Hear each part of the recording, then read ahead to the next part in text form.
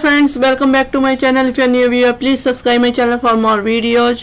आज जो जजमेंट है उसमें क्या है कि आवास से चलने वाला एडवोकेट ऑफिस व्यावसायिक भवन के रूप में संपत्ति कर के अधीन नहीं, ये कहा है दिल्ली हाई कोर्ट ने। तो उसमें क्या कहा गया है, क्यों ये केस आया है? तो दिल्ली हाई कोर्ट ने यह मानते हुए कि वकीलों की पेशेवर गतिविधियों को व्यावसायिक गतिविधियों के रूप में नहीं देखा जा सकता है, कहा है कि आवासीय भवन में चलने वाला एक वकील का कार्यालय दिल्ली नगर निगम अधिनियम के तहत व्यावसायिक भवन के रूप में संपत्ति के कर के अधीन नहीं है।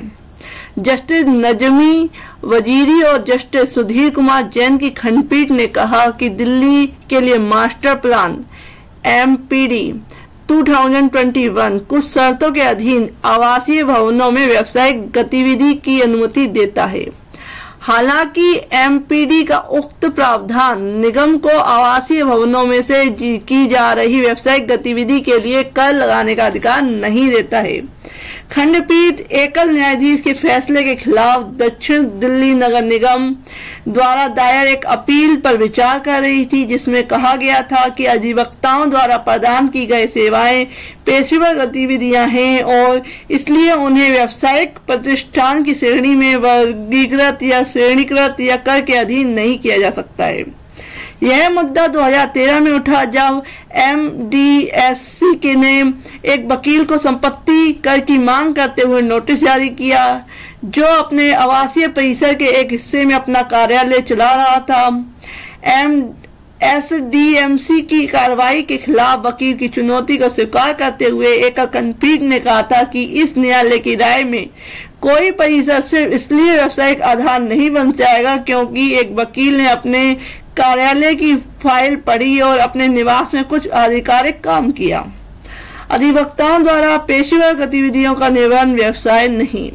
अदालत ने एकल पीठ के फैसले को बरकरार रखते हुए वकीलों की पेशेवर गतिविधि व्यावसायिक प्रतिष्ठान या व्यावसायिक गतिविधि की श्रेणी में नहीं आती है और वकीलों की फर्म व्यावसायिक प्रतिष्ठान नहीं है। कोर्ट ने सखाराम नारायण खेड़ेकर बनाम city of Nagpur corporation and अन्य AIR 1964 बॉम्बे 200 में बॉम्बे हाईकोर्ट के डिवीजनल बेंच के फैसले का हवाला दिया, जिसमें कहा गया था कि अधिवक्ताओं द्वारा पेशेवर